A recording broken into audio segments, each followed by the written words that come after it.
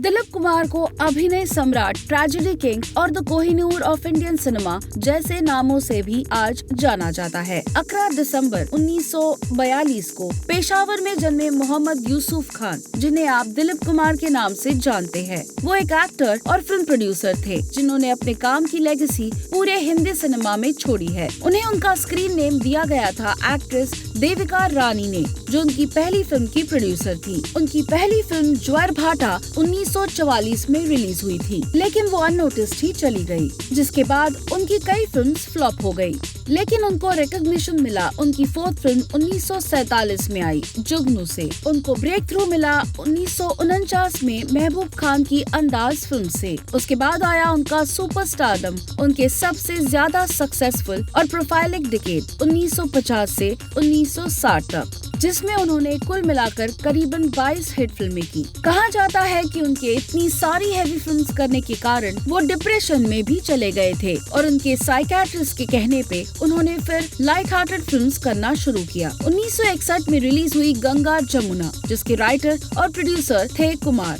वो इस फिल्म में अपने भाई नासिर खान के साथ दिखे, लेकिन इस फिल्म के highest crossing film of the year होने के बावजूद दिलीप ने इसके बाद कोई फिल्म प्रोड्यूस नहीं की। रूमर के अनुसार कुमार इस फिल्म के घोस्ट डायरेक्टर भी थे। इस फिल्म को national film award for second best feature film in Hindi मिला था, दूसरे कई एक्कोलेड्स के अलावा। इसके अलावा कुमार, राज कपूर और देवानंद इस दशक के the golden trio of Indian cinema के नाम से भी जाने जाते हैं। जिसके बाद आया 1970, जो कुमार के लिए इतना अच्छा नहीं गया और उन्होंने अपने काम से एक छोटा सा ब्रेक ले लिया और फिर लौटे 1980 में फिर से बहुत सारे हिट्स के साथ। 1990 में उन्होंने अपना डायरेक्टोरियल डेब्यू किया, पर वो फिल्म कभी रिलीज नहीं हुई। साल 1998 में कुमार ने अपना लास्ट फिल्मी अपीयरेंस दिया इन द फिल्म किला, जो कि एक बॉक्स ऑफिस फ्लॉप थी, लेकिन उसके बावजूद वो अभी भी most dominant box office record for a star का रिकॉर्ड होल्ड करते हैं with over 80% box office successes.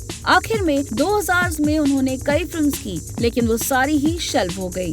जिसके बाद कुमार 2000 से 2006 तक राज्यसभा के मेंबर थे as a part of the Indian National Congress और रिप्रेजेंट कर रहे थे महाराष्ट्र को। उनकी पर्सनल लाइफ हमेशा ही चर्चे में रही है, चाहे वो उनके अफेयर्स हो एक्ट्रेसेस मधुबाला और वैजयंती माला के साथ या उनकी वाइफ सायरा बानो के साथ उनका 22 इयर्स का एज डिफरेंस। वैसे कुछ रूमर्स ऐसे भी थे कि असल में वो सायरा बानो की मां से प्यार करते थे किसी जमाने में। उनकी सायरा के साथ शादी के दौरान कुमार ने हैदराबादी के बेस्ड सोशलाइट आसमा रहमान से एक सीक्रेट शादी की 1981, जो कि सायरा के लिए एक बहुत बड़ा शौक थी। हालांकि उनकी ये दूसरी शादी ज्यादा नहीं चली और उनका डिवोर्स हो गया इन 1983। उन्होंने अपनी बुक में ये मेंशन भी किया है कि वो दूसरी शादी उनकी सबसे बड़ी गलती थी और वो उनकी वाइफ सायरा दोनों ही उसके बारे में बात करना पसंद नहीं करते।